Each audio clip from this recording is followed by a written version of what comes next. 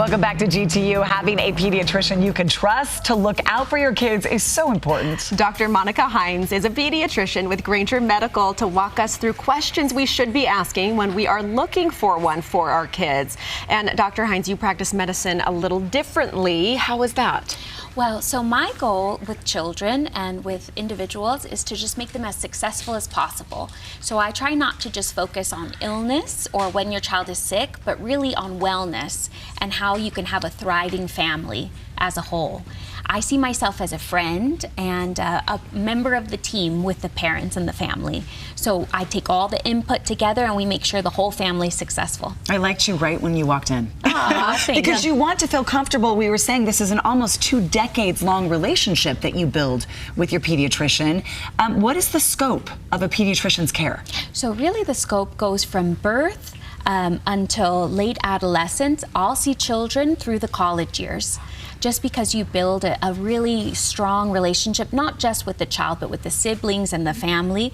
And I think it's important. And then later, when my time is ended, I'll help them transition to adult care. I'm so glad you mentioned that because it's this in-between space where you don't totally feel like an adult, like you're in college. And Yes. Where do you go? Which doctor do you go to? I love that you do that. Okay, so speaking of older kids, teenagers, you do see teens as well. What should parents look for in a pediatrician that's going to be talking to their teen? I would say definitely someone that your child connects with. And I always make sure to lay it out on the table that I have an open relationship with my parents and with my teenagers. So I am never there to judge or shame. My office is a safe place. And I would say parents should look for their children being worried or anxious about anything, because sometimes teenagers especially are worried about coming forward and maybe sharing some embarrassing changes about their body or questions they might have about what their friends are doing.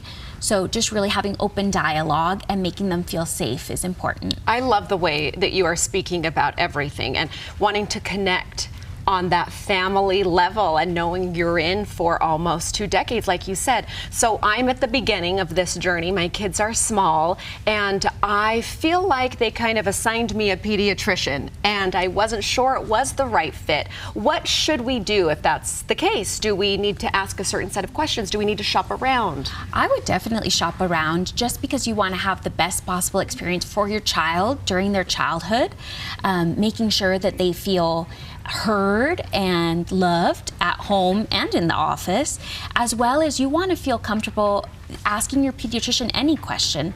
Sometimes I get asked the question, when should I see my pediatrician? And the answer is whenever you're worried or whenever your child wants to talk about something, on top of the routine wellness checks. Those immunizations, those routine wellness checks. What about more? What warning signs would you have with a child that would tell you, yes, I should call, yes, I should go in? I would say whenever you're uncomfortable, of course there's physical illness, a fever, your child's less active, not urinating, less appetite, but also there's mental warning signs.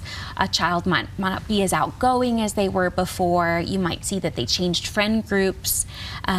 Really, I'm there for anything from acne to ADHD to anxiety. You name it, I got you. That's huge to know, though, the emotional changes that they might be going through, even at young ages. I mean, there's been moments where I've gone, okay, do I go to a therapist? Do I go to the pediatrician? Check in with the pediatrician as well. Definitely. We're here for you. I have leaned on my pediatrician several times. Are you accepting new patients? I am, yes, and I'm also bilingual, so happy to take any Spanish-speaking patients. All right, and thanks to Granger Medical for this sponsored interview. Their information is right there on your screen.